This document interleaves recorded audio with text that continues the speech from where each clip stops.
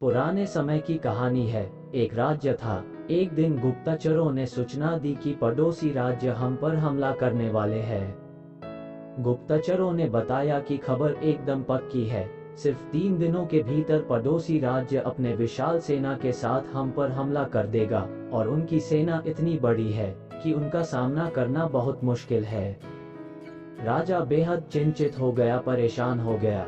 राजा ने तुरंत सभा बुलाई और सभी लोगों से सलाह मांगी कि अब हम लोगों का मारना तय है। अगर किसी व्यक्ति के पास कोई सुझाव है तो बता सकता है, कोई स्ट्रेटजी है तो बता सकता है। राजा के चतुर मंत्री ने कहा, अब जब जान पर बात आ गई है तो इसका एकमात्र उपाय है कि हमें आज ही अभी ही इसी वक्त ही पड़ोसी राज्य पर हमला कर देना चाहिए। राजा बोला, मंत्री जी, हमारी सेना बहुत छोटी है, हम उनका मुकाबला कैसे कर पाएंगे? मंत्री बोला, पड़ोसी राज्य अभी युद्ध के लिए तैयार नहीं है। अभी उस राज्य पर हमला कर दे तो संभल नहीं पाएंगे, और हमारे जितने की कुछ तो संभावना बनेगी। वैसे भी हम पर हमला होने वाला है, वो इतनी विशाल सेना है, हम यूं ही मरने वाले हैं। वो वैसे भी हमें 3 दिन बाद मारने वाले हैं, तो क्यों ना कुछ न करने से हम ये कर सकते हैं। राजा को बात थोड़ी अच्छी लग गई। उसने तुरंत अपनी सेना को तैयार होने का आदेश दिया और उस राज्य के नागरिक भी सेना के साथ जुड़कर युद्ध में चले गए। पड़ोसी राज्य जो था वहां तक पहुंचने से पहले एक पुल पार करना होता था।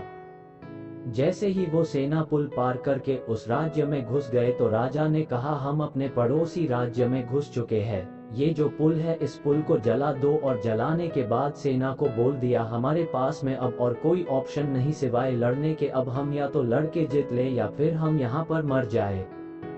हमारे पास भागने का कोई रास्ता नहीं है। सभी सैनिक अपनी पूरी क्षमता के साथ में लड़े और पड़ोसी राज्य की बड़ी सेना को उन्होंने हरा दिया।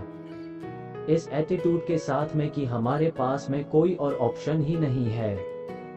इस कहानी का मैसेज है, जब आपके पास में प्लान बी नहीं होता है, आपके पास में सिर्फ प्लान A होता है, तब उसके पूरे होने की संभावना बहुत अधिक होती है।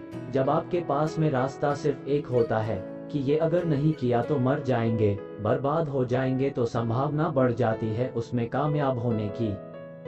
हर कामयाब इंसान का एक वक्त आता है जब उसको लगता है कि अब अगर मैंने कुछ नहीं किया तो बर्बाद हो जाऊंगा, और वो कर लेता है। दोस्तों, ऐसे ही मोटिवेशनल कहानी सुनने के लिए चैनल को सब्सक्राइब कीजिए। कहानी पसंद आए तो लाइक कमेंट कीजिए। धन्यवाद।